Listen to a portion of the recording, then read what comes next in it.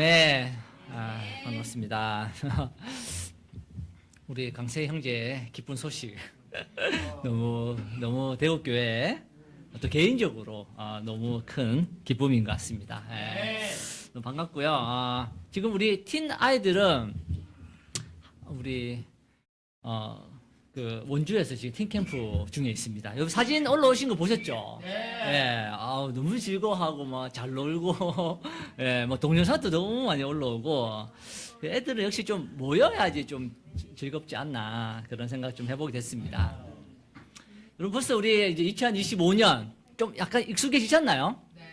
2025라는 단어가 이제 조금씩 좀 저도 이제 익숙해져 가고 있는 과정인 것 같습니다. 그래서 우리 아내도 지금 뭐 날짜를 좀 잘못해가지고 이제 제품을 잘못 찍어가지고 지금 유통기한이 바뀌어가지고 지금 막 좀 애를 먹고 있는데 다시 막 반품도 받아야 되고 막 이게 다시 좀 뭔가 해야 되는 번거로움이 아직 우리가 이렇게 빨리빨리 적응을 잘 못하는 거죠. 그래서 쉽지는 않은 것 같습니다. 우리 벌써 보름하고도 우리 3일 정도가 지났어요.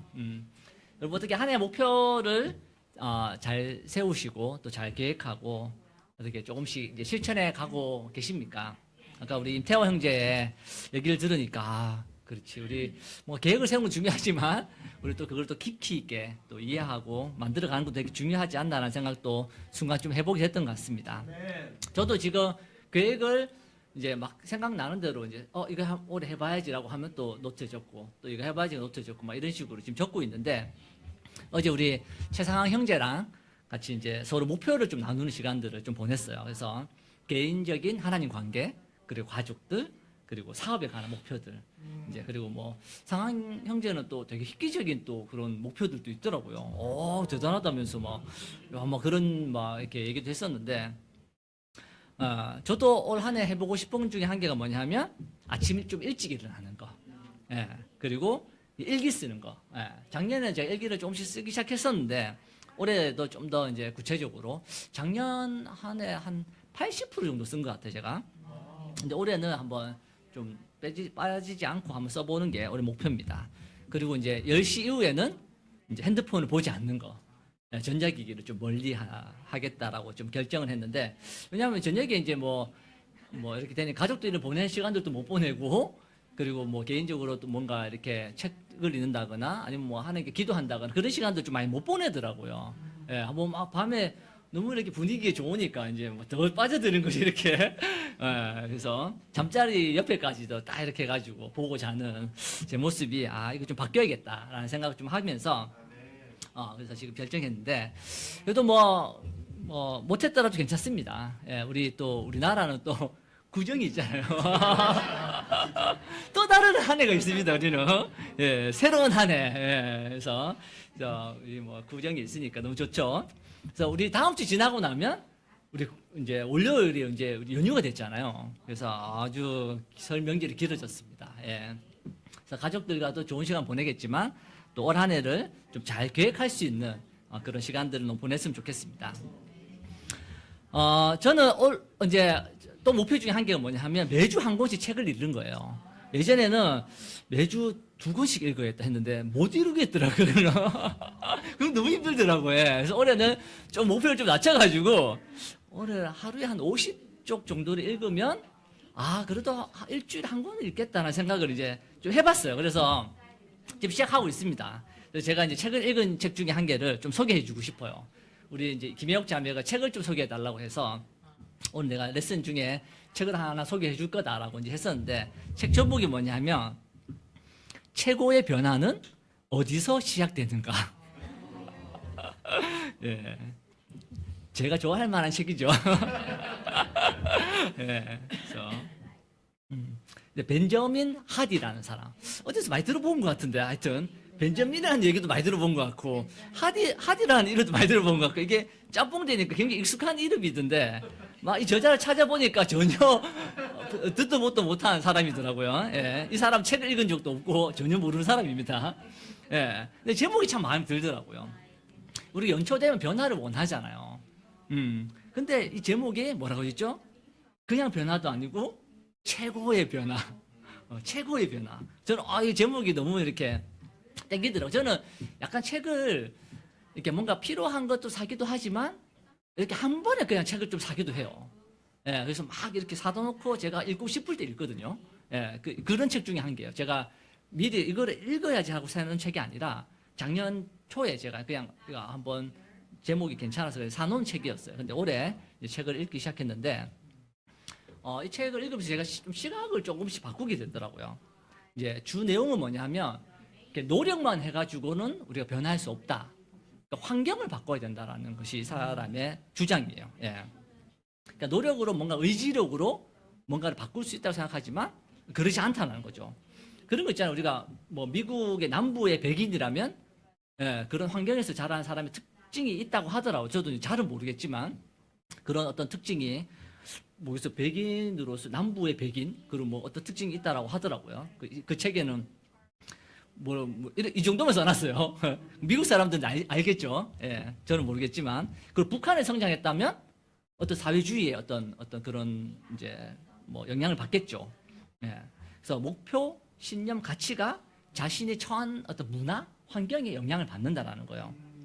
그래서 어떻게 환경을 만드느냐가 굉장히 중요하다라고 이 사람은 주장하고 있어요. 이 저자도 사실은 되게 좀 불우한 그 가정에서 자랐어요.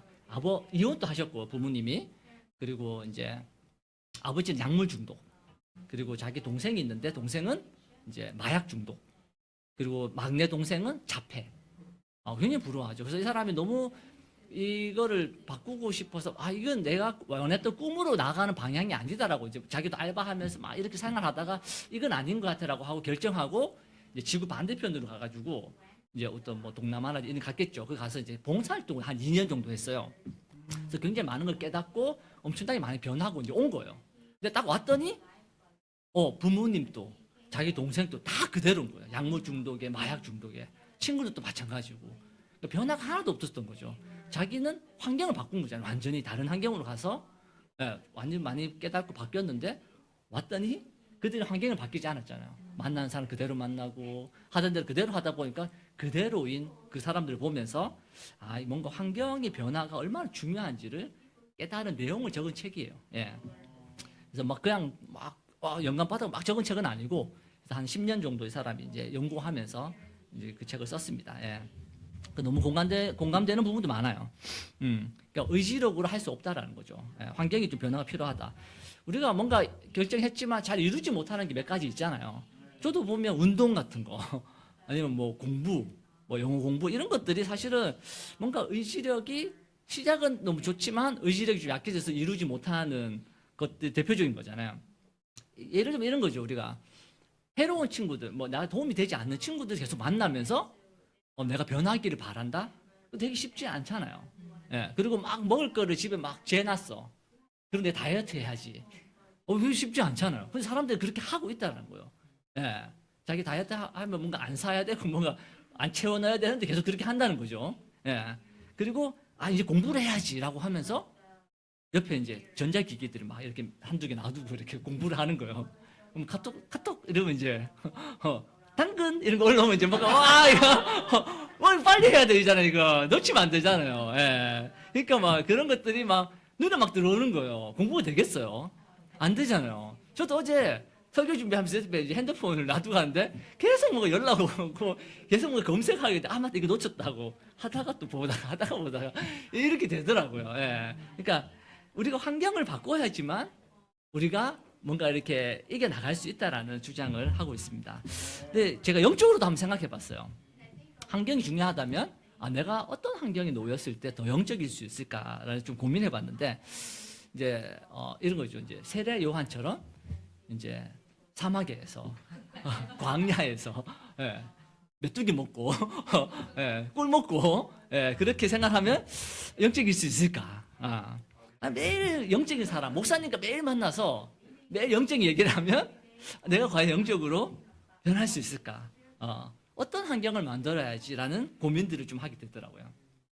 근데 예전에 우리 이제 교회 환경을 좀 생각해 보면서 예전에 우리 그리스도 교회는 굉장히 성장할 수 있는 환경이었더라고요. 보니까 제자 훈련 그리고 초대 모임, 성경 공부, 그리고 뭐 큐티 모임, 기도 모임 이런 것들이 우리 자신도 성장하게 했지만 또 교회도 성장하게 했고 좀 돌아보면 물론 이제 좀 부작용도 있었죠. 좀 하시한 제자 훈련이라든지 뭔가 자기가 마음이 없어도 어떤 분위기 때문에 뭔가 그 모임에 나갔던 뭔가 시간을 하고 그래서 좀 지치기도 하고 그리고 하시한 제자 훈련을 받으면 상처도 받기도 하고 근데 그러니까 그런 환경이 좋은 것도 있지만 성장하는 환경이 또 돌아보면 부작용도 있는 지금의 이제 모습들도 좀 보게 되는데 저희 생각은 그냥 세상이 말하는 변화랑 영적인 변화는 좀 다르지 않나라는 생각이 좀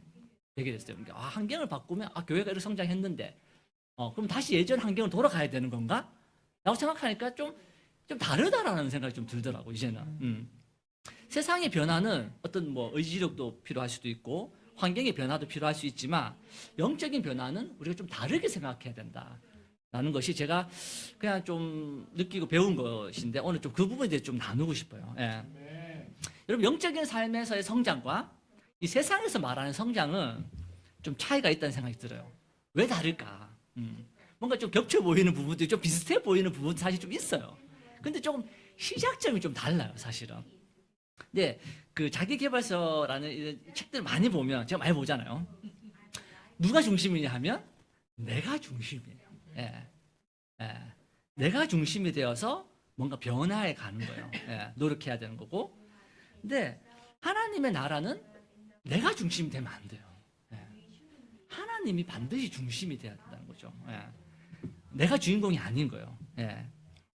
내 자신은 시간이 지날수록 점점점 작아져야 돼요. 영적으로 되어 간다라면. 세례 요한 이런 얘기 하잖아요. 우리 요한복음 3장 30절에 보면 이런 구절에서 그는 흥하여야 하고 나는 쇠하여야 한다. 예. 세례 요한이 예수님을 보고 했던 이야기예요. 예. 그러니까 자신은 점점점 쇠해진다는 점점 이렇게 사라져야 된다는 거고 예수님은 점점점 어떻게 돼? 흥해야 된다는 거예요. 요한은 알고 있었던 것 같아요. 우리는 작아져서 사라져야 되고 그분만이 우리의 삶을 인도하고 그분만이 흥해야 된다는 거예요. 우리의 미니스트리, 저는 제가 생각했던 미니스트리는 제가 점점 강해져, 제 리더십, 제 영향력 이런 것들을 굉장히 많이 생각했던 것 같아요. 우리의 경험, 우리의 지식, 우리의 말솜씨, 재능, 재력 많은 것들이 영향을 줄 수 있다고 생각했던 것 같아요. 예. 그러면서 그리스도는 점점점 작아지는 거죠. 내가 점점점 커지니까. 그러니까 우리의 힘으로 뭔가를 계속 하려고 하는 거예요. 변화시키려고 하고. 근데 세상의 법칙이 좀 그렇거든요. 계속 그런 영향을 받는 거예요. 세상의 성공의 법칙을 우리 미니스트리에도 계속 적용하려고 합니다. 그럼 그럴 때마다 저는 뭔가 좀 잘 안 되고 뭔가 좀 이렇게 뭔가 좌절을 겪기도 하고 이 방법이 아닌가? 왜 이렇게 되지? 라는 생각들을 계속 좀 갈등을 겪게 되는 거예요. 왜냐하면 세상의 방법을 가지고 계속 하나님의 나라에 대해서 적용하려고 하니까 하나님의 법칙이 있잖아요. 근데 세상의 법칙이 하나님의 법칙에도 적용하려고 했기 때문에 뭔가 좀 다른 부분이 있었던 것 같습니다. 우리 고린도전서 2장 10절에서 11절을 보도록 하겠습니다. 고린도전서 2장 10절에서 11절입니다. 하나님께서는 성령을 통하여 이런 일들을 우리에게 계시해 주셨습니다. 성령은 모든 것을 살피시니 곧 하나님의 깊은 경륜까지도 살피십니다. 사람 속에 있는 그 사람의 영이 아니고서야 누가 그 사람의 생각을 알 수 있겠습니까? 이와 같이 하나님의 영이 아니고서는 아무도 하나님의 생각을 깨닫지 못합니다. 하나님의 영이 하나님을 올바로 안다라는 거예요. 반대로 세상은 하나님을 올바로 알지 못합니다. 잘못된 방법으로 알 수밖에 없는 거죠. 오늘은 두 가지 포인트로 얘기하고 싶습니다. 첫 번째는 나의 영광이 아닌 하나님의 영광. 두 번째는 나의 힘이 아닌 하나님의 힘에 대해서 나누고 싶어요. 첫 번째 나의 영광이 아닌 하나님의 영광입니다. 최근에 제가 이제 우리 강동진 목사님이랑 좀 시간을 좀 보냈어요. 예. 그래서 뭐 내용은 어떤 거냐면 교회에 뭔가 변화가 필요하다. 예. 저는 형이 이렇게 하는 것이 좀 바뀌어야 된다라고 좀 생각이 있었던 것 같아요, 제가. 예. 그래서 뭔가 크게 바뀌는 것 같지도 않고, 뭔가 점점점 뭔가 약해지는 것 같고, 그래서 형 이렇게 교회 가는 게 맞는 거냐, 이렇게 하는 것이 교회 멤버들을 아니면 교회를 약하게 하는 것은 아니냐, 우리 교회가 앞으로 성장하고 변화할 수 있을까에 대한 질문들을 저는 많이 했어요. 근데 이제 제가 질문하고 대답하고 질문하고 대답 듣고, 그래서 저의 질문은 그러니까 변화와 성장이 필요하다라는 거예요. 뭔가 더 많이 해야 된다. 더 열심으로 뭔가를 해야 된다. 목사님 대답은 하나님이 하실 것이다. 예, 각자가 주님께 우리 말씀처럼 주님께 더 가까이 가야 된다. 라는 것이 대답이었어요. 예. 그래서 목사님 시간을 보내고 나서 좀 곰곰이 좀 생각해 봤어요. 저는 아직도 하나님의 법칙을 무시하고 세상의 프레임으로 하나님의 나라를 보고 있지 않는지, 계속 그 프레임을 하나님의 눈으로 바꿔야 됨을 보게 됐던 것 같아요. 예. 그러니까 나의 영광을 위해 살아가는 사람의 프레임은 자기 자신인 거죠. 모든 관점을 자기의 눈으로 바라보는 거예요. 그것을 뭐 알든 모르든 간에 그런 삶은 하나님도 자신의 이득의 어떤 도구로 하나님을 이용한다는 거죠. 모를 수도 있어요. 그거를 캐치 못할 수도 있어요. 근데 잘 보면 뭔가 어려움이 왔거나 뭔가 왔을 때 좀 드러나요. 하나님 우리의 목적이 아니라 도구가 될 때가 많다라는 거죠. 우리는 하나님 통해서 많은 것을 얻게 돼요. 뭐 재물도 얻게 되고요. 그렇지 않나요? 예. 올바른 부부 관계도 우리가 얻기도 합니다. 그리고 올바른 우리 자녀 관계들도 배우게 되고 올바른 성품들도 배우게 됩니다. 하지만 사실 이런 것들은 부산물이에요. 예. 그것이 사라졌을 때 우리의 목적은 드러나요. 하나님이 목적인지 아니면 부산물이 목적인지. 하나님은 알곡과 가라지를 가르듯이 우리를 갈라내요. 저는 지금의 교회 모습이 좀 힘들었던 것 같아요. 그 성장과 변화가 정말 이렇게 필요하다라고 생각했던 것 같습니다. 하지만 좀 다른 눈으로 보면요, 사실은 지금이 가장 많이 변하고 있다는 생각이 좀 들었어요. 그렇지 않나요? 지금 보면 교회가 엄청나게 격변의 시대잖아요. 정말 많이 바뀐 거예요. 많이 바뀌어가고 있고 앞으로 바뀔 거고. 그전에는 같은 방향으로 그냥 꾸준히 이렇게 갔다면 지금 완전히 이렇게 뭐 업사이드 다운으로 하는 걸로 완전 뒤집어지는 거죠. 지금 많은 것들이 하나님은 엄청나게 지금 역사하고 계신다라는 생각을 해보게 되었습니다. 여러분, 교회가 성장할 때 과연 누구의 영광일까요? 분명히 하나님의 영광일 거예요. 하나님이 가장 원하는 거예요. 그러니까 내 중심의 프레임 봤을 때는 이해하기 어려운 거죠. 저는 뭔가 급하고 결과가 있어야 되고 눈에 분명하게 보여야지만 뭔가가 잘 되고 하고 있다라고 생각하는 거예요. 하지만 하나님의 프레임으로 바라봤을 때는 지금이 하나님이 가장 많이 움직이고 계신 그런 시기라는 생각이 들었습니다. 우리 베드로후서 3장 8절에서 9절을 보도록 하겠습니다. 베드로후서 3장 8절에서 9절입니다. 사랑하는 여러분, 이 한 가지만은 잊지 마십시오. 주님께는 하루가 천년 같고 천년이 하루 같습니다. 어떤 이들이 생각하는 것과 같이 주님께서는 약속을 더디 지키는 것이 아닙니다. 도리어 여러분을 위하여 오래 참으시는 것입니다. 하나님께서는 아무도 멸망하지 않고 모두 회개하는 데에 이르기를 바라십니다. 아멘. 주님에게는 시공간의 의미가 없다라고 설명하고 있어요. 우리에게는 아주 오랜 시간이 주님에게는 아주 짧은 시간일 수 있다는 거예요. 우리는 몇십 년을 기다리는 걸 수도 있지만 하나님 위해서는 몇 분일 수도 있는 거예요. 하나님 입장에서는 천년 만에 이루어질 수 있는 일이 단 하루만 해도 이루어질 수 있다라고 설명하고 있습니다. 모든 것은 우리는 뭔가 더딘 것 같고 뭔가 움직이지 않고 있다고 생각할지 모르지만 하나님에게는 그렇지 않다는 거예요. 주님이 우리를 사랑하신다라는 전제는 변함이 없어요. 오늘 승희 씨가 성찬했던 것처럼 주님의 자비하심과 은혜가 항상 우리와 함께 하고 있어요. 그 전제가 변하지 않는다면 지금의 이런 상황조차도 하나님이 우리에게 자비를 베푸시는 시간일 거예요. 그 시간에서 우리가 배워야 한다는 거죠. 감사하기를 원하고 기뻐하기를 원하신다는 거예요, 주님께서. 왜냐하면 그것이 하나님의 뜻이기 때문입니다. 저는 항상 제 위주로 생각해요. 제 위주가 아니라 하나님의 중심으로 봐야 돼요. 근데 그거를 정말 바꾸기 저는 힘들더라고요. 예. 머리로는 알지만 어떤 걸 선택할 때, 어떤 어려움이 왔을 때는 항상 제 중심인 것을 보게 돼요. 지금 상황에서 하나님께 영광을 돌리는 방법은 무엇일까를 우리는 생각해야 됩니다. 여러분, 처음 가는 길은 좀 비슷해요. 하지만 내 중심인지 하나님 중심인지 나중에 보면 너무 많이 달라져 있는 것을 보게 돼요. 완전 다른 길이에요. 시작점은 같지만 우리는 자기 중심의 프레임을 내려놔야 합니다. 그래야지 우리는 올바르게 하나님 볼 수 있어요. 우리는 자신의 것이 너무나 많습니다. 그렇기에 하나님의 영광을 위해 살아가기가 쉽지가 않아요. 올해 제가 바뀌고 싶은 성품 중에 한 개가 뭐냐 하면 겸손이에요. DPI에 보면 겸손 안내서라는 책이 있거든요.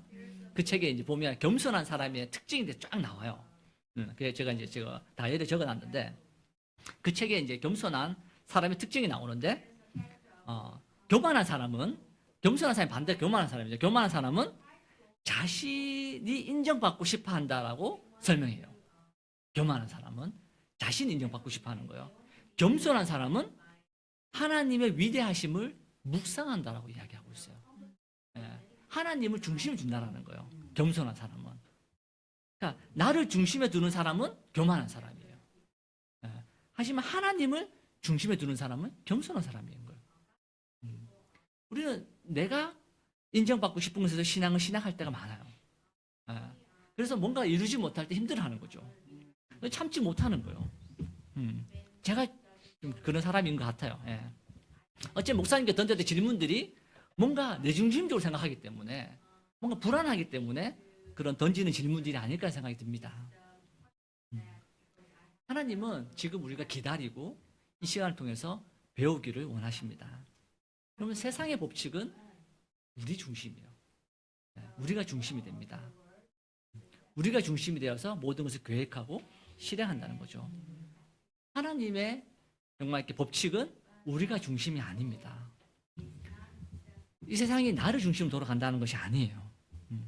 하나님이 중심이고 우리는 그 주위를 돌아가는 거예요. 행성처럼. 그래서 우리가 해야 될 것은 그 궤도를 벗어나지 않는 거예요. 벗어나면 어떻게 될까요? 여러분, 어떤 지구가 조금만 앞으로 가도 정말 타서 없어진대요. 조금만 뒤로 물러서도 얼어서 다 죽어요. 일정한 그 궤도를 돌아야 된다는 거죠. 우리는 하나님의 법칙, 곧 말씀 안에 거해야 합니다. 우리는 말씀에서 벗어날 때 그 궤도를 벗어나게 될 거예요. 통제에서 벗어나서 제멋대로 살아가서 저게 붙었다, 여기 붙었다. 어떤 일에 대해서 일희일비할 수밖에 없게 될 것입니다. 여러분 삶에 한번 말씀을 묵상해 봤으면 좋겠습니다. 정말 그런 시간들을 가져봤으면 좋겠어요. 오늘의 말씀을 하나님을 중심으로 두고 있는지 아니면 나를 중심으로 두고 있는지 그건 너무 비슷해요. 사실은 잘 구분하기 쉽지 않습니다. 하지만 깊이 생각하고 묵상해 본다면 내가 정말 지금 무엇을 중심으로 살아가고 있는지를 분명히 아시게 될 겁니다. 우리 두 번째는요, 나의 힘이 아닌 하나님의 힘입니다. 하나님의 법칙 안에서는요, 나의 힘이 약해져야 돼요. 하나님의 힘이 강해져야 돼요. 우리는 하나님의 힘을 사용할 줄 알아야 됩니다. 최근에 제가 그 마가복음 큐티를 시작했는데 예전에 태화 형이 요한복음 암기를 했나요? 하여튼 뭔가를 했다고 제가 들어서 나도 마가복음을 한번 영어로 한번 암기해봐야겠다. 지금 8절까지 제가 굉장히 잘 안 되더라고요. 이게 쉽지 않더라고요. 그래서 한번 암기를 한번 해봐야겠다 해서 이제 보고 있는데 1장 8절을 보고 이런 구절이었어요. 나는 너희에게 물로 세례를 주지만 그분은 성령으로 세례를 줄 것이다 라고 나와 있어요. 그럼 세례 요한은 물로 세례를 줬어요. 근데 그냥 죄사함만 받는 거죠. 죄사함을 받는 세례를 준 거예요. 예수님의 세례는 뭐죠? 물과 거기다 성령이 더해진 세례를 줍니다. 요한은 이게 아주 중요하다고 설명하고 있어요. 왜? 자기는 물로밖에 세례를 줄 수 없지만 예수님은 물 플러스 성령으로 세례를 줄 거라고 이야기하고 있어요. 예. 물로 세례 받는 것보다 더 중요하다고 이야기하고 있습니다. 어쩌면 성령의 중요성을 알리는 거죠. 그럼 성령은 너무 중요해요. 우리 사도행전 2장 38절에 보면 여러분 모두 회개하고 예수 그리스도 이름으로 세례를 받아 죄 사함을 받으십시오. 그러면 성령을 선물로 받을 것입니다. 여러분 성령은 너무나 중요한 역할을 해요. 우리를 돕는다라고 성경 이야기하고 있고요. 우리의 구원을 보증하는 표라라고도 설명하고 있습니다. 우리 성령 없이는 이 제자 삶을 살아가기가 쉽지가 않습니다. 여러분 주님의 힘으로 살아간다는 것은 바로 이 성령의 능력으로 살아간다는 거예요. 저는 이것이 하나님의 법칙에서 아주 중요한 부분이라는 생각이 들었어요. 이건 세상의 법칙이랑 완전 다른 거예요. 세상에는 이런 법칙이 없어요. 성령을 의지하라 이러지 않습니다. 세상은 뭐죠? 나를 신뢰하고 나를 의지하고 나의 의지로 뭔가를 바꾸라고 해요. 세상에 없는 법칙이에요. 세상에 없는 법칙을 가지고 우리가 이 세상의 법칙을 이 왕국에 쓰려고 하니까 계속 잘 안 되는 거죠. 우리 갈라디아서 5장 22절에서 23절을 보도록 하겠습니다. 갈라디아서 5장 22절에서 23절입니다. 그러나 성령님이 지배하는 생활에는 사랑과 기쁨과 평안과 인내와 친절과 선과 신실함과 온유와 절제의 열매가 맺힙니다. 이런 것을 막을 율법은 없는 것입니다. 여러분 성령의 열매를 보면 알 수 있어요. 여러분 성령으로 하는 삶은 바로 이런 열매가 맺힌다고 이야기해요. 여러분 너무 갖고 싶은 어떤 열매들이지 않습니까? 성령이 지배하는 생활은 이런 열매를 맺는 생활이에요. 여러분 나의 힘에 의해서 지배된 생활은 좌절, 실패, 어려움들을 많이 겪게 돼요. 나의 힘으로는 세상의 법칙으로는 하나님의 일을 하기가 어렵기 때문이에요. 그럼 세례 요한의 말처럼 정말 자신을 쇠하여야 된다고 점점점 없어져야 된다고 얘기해요. 그 자리에 우리 성령을 채워야 돼요. 그것이 하나님 우리를 통해서 역사하시는 하나님 일을 하는 방법이에요. 하지만 우리는 세상의 법칙을 가지고 하나님의 일을 합니다. 내가 중심이 되고 내 힘을 의지하고 내 지혜를 의지합니다. 그럴 때마다 우리는 어려움을 겪을 수밖에 없어요. 원하는 열매도 맺지 못하고 좌절하게 되죠. 우리 갈라디아서 3장 3절에서 6절을 보도록 하겠습니다. 3장 3절에서 6절입니다. 여러분은 그렇게도 어리석습니까? 성령으로 시작하였다가 이제 와서는 육체로 끝마치려고 합니까? 여러분의 그 많은 체험은 다 허사가 되었단 말입니까? 참말로 허사였습니까? 하나님께서 여러분에게 성령을 주시고 여러분 가운데 기적을 행하시는 것은 여러분이 율법을 행하기 때문입니까? 아니면 믿음의 소식을 듣기 때문입니까? 그렇지 않으면 여러분이 복음을 듣고 믿어서 그렇게 하신 것입니까? 그것은 아브라함이 하나님을 믿으니 하나님께서 그것을 의로운 일로 여겨주셨다는 것과 같습니다. 바울이 갈라디아 교회에 도전을 주고 있습니다. 성령으로 시작하려고 했다가 육체로 끝내려고 하냐고. 여러분 우리는 성령을 선물로 받은 사람들이에요. 세례를 받을 때 성령으로 시작했던 사람입니다. 성령을 주신 이유는 우리가 약하기 때문이에요. 세상은 환경을 바꾸라고 합니다. 의지를 가지려고 해요.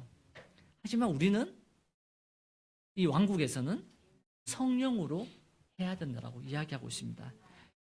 저는 성령으로 하는 법을 좀 잊어버린 것 같아요. 어떻게 자세히 잘 모르겠어요.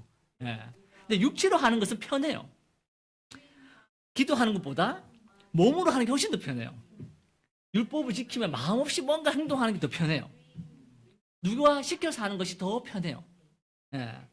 하지만 우리는 성령으로 시작했기 때문에 성령으로 끝마쳐야 된다는 거죠.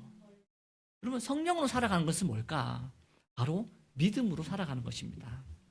여러분 보이지 않는 것을 믿는 것. 성령은 눈에 보이지 않잖아요. 하지만 성령 우리와 함께 하시고 우리를 돕고 있다라고 성경은 이야기하고 있습니다. 여러분 너무 분주하면 우리는 하나님의 음성을 듣기 쉽지 않아요.